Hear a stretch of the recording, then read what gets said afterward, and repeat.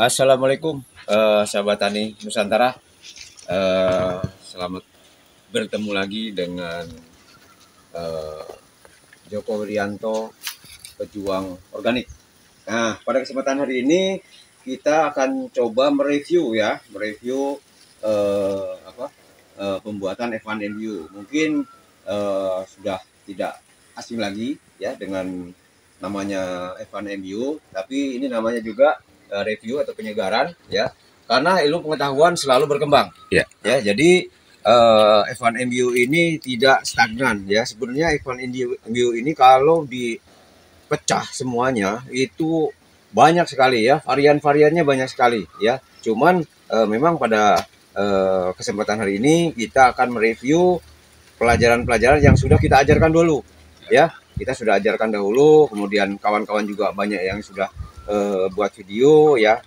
Kita untuk menerangkan lebih intens dan lebih dalam lagi tentang F1MU. Baik, sahabat-sahabat Tani Nusantara, saya coba ini terangkan lagi ya, bahwa F1MU ini dengan bahan-bahan seperti ini ya. Ini ada B-komplek. Ini B-komplek dari IP ya.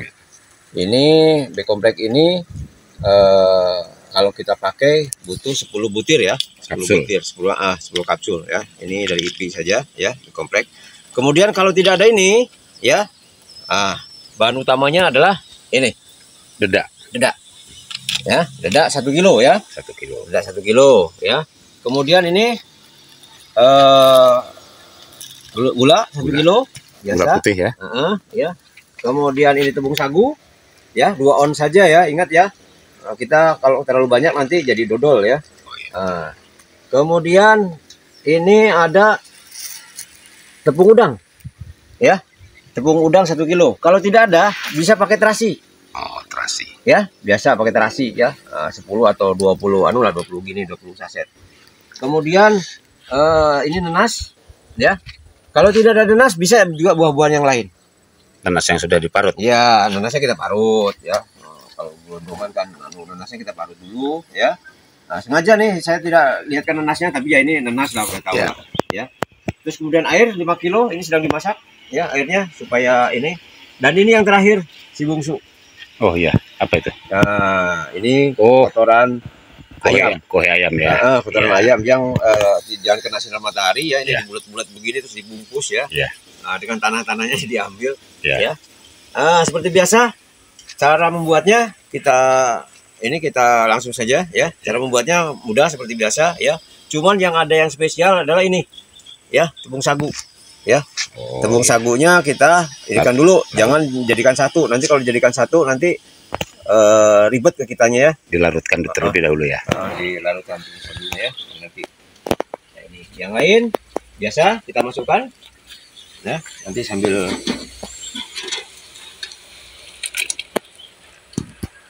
masak,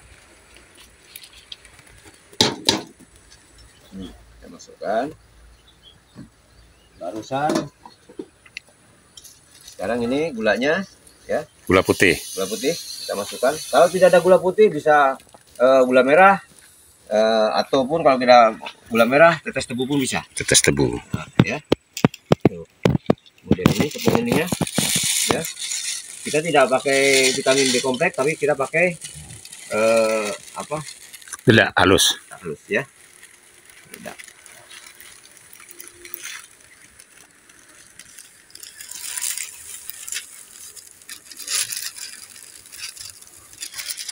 Ya, ini karena pancinya kecil Ya. jadi kita ini dulu, kita Aduk. kita aduk supaya dia kempes.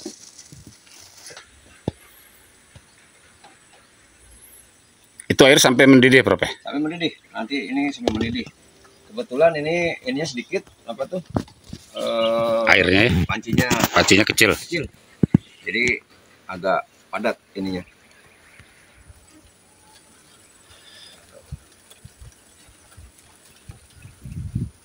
Jadi perbandingan air 5 liter. Air 5 liter, kemudian Dedaknya 1 kilo, ya. tepung ini 1 kilo, Ya. Gula putih 1 kilo, nanas 2 buah. 2 buah, terus Tepung sagunya. blow on saja, Ya. ya, blow on saja. Masak.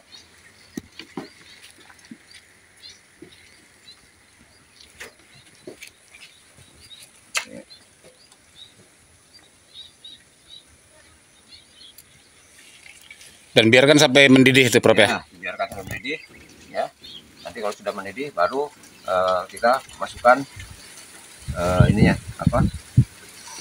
Tepung sagunya. Sagunya, ya. Kalau belum dikasih tepung sagu, tidak di anu pun tidak apa-apa. Ya. Ya, nggak kita apa, Tidak diaduk nggak apa-apa. Nggak apa-apa. Iya. Ya. Gitu. Nanti ini tepung sagunya kita tutup dulu supaya Ya. mendidih. Ya. Dan juga kita amankan dari Angin ya. angin. Oke, kita amankan dari angin.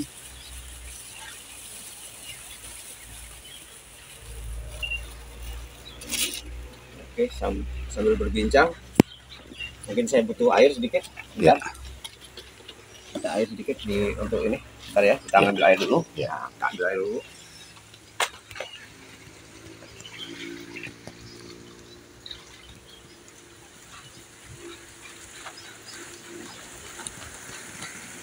Oke. Maaf, saya tinggal sebentar.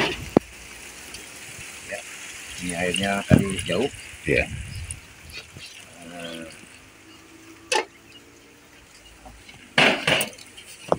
Oke ya. Ini nanti kita setelah mendidih, ya. Setelah mendidih nanti kita masukkan, biasa kita dinginkan, Ya. kita angkat. Ini jadi kita berikan apa? Kuah ayamnya. Kuah ayamnya Setelah dingin ya. setelah dingin, Oh iya. ya. Setelah dingin. Nah, ini sekarang kita masukkan ininya, mungkin sudah sedikit anu. Oh ya, sudah. Nah, lumayan lah. Sudah mulai mendidih. Nah, ini kita masukkan air sagunya, tepung sagu.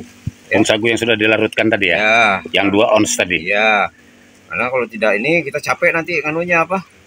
Karena akan bergumpal dia. Menggumpal dia kalau dilarutkan begini enggak menggumpal. Gitu. Dan itu langsung mendidih.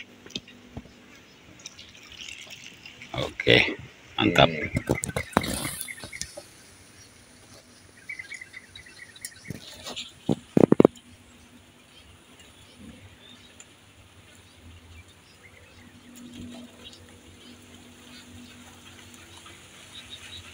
Ini pancinya, karena pancinya ini Kecil ya. kecil, Ya. jadi sampai terpenuh-penuh. Ya.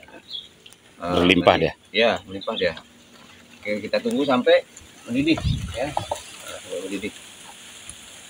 Nah, kita sambil bincang-bincang. Ya. Tentang F1 MBU yang sudah biasa kita ajarkan, yaitu menggunakan ini saja, apa? Kuah ayam. Kuah ayam. Ya. Ya, ini digunakan untuk mendegradasi daripada gambut. Ya. Ya. Jadi ini dipergunakan untuk teman-teman yang buka gambut baru. Ya, atau gambut yang lama tidak diolah. Ya. Kenapa? Ini diperuntukkan untuk mendegradasi gambut. Artinya gambut yang diaplikasi dengan F1 MBU di sana diasumsikan bahwa di sana gambut baru. Ya. Ya, karena di sana di gambut baru, ya, asam humat, asam humid ataupun lignin, ya, itu masih bercokol banyak. Maka perlu kita bakteri yang ganas. Ya. Bakteri yang terganas ini selama ini saya teliti adalah bakteri dari ayam kampung. Ya. Ya, ayam kampung yang masih baru, tidak terkena sinar matahari. Ya, artinya walaupun lama tapi tidak terkena sinar matahari, itu yang bisa pergunakan. Ya, dibanding dengan bakteri-bakteri lain, ini di depan kita ada bakteri-bakteri, ya. Bahkan ada request, ya, dari Pak Jansen dari Jambi, ya. Bagaimana kalau kita menggunakan kotoran walet? Nah, ini ada bakteri kotoran walet. Nih, bakteri kotoran walet.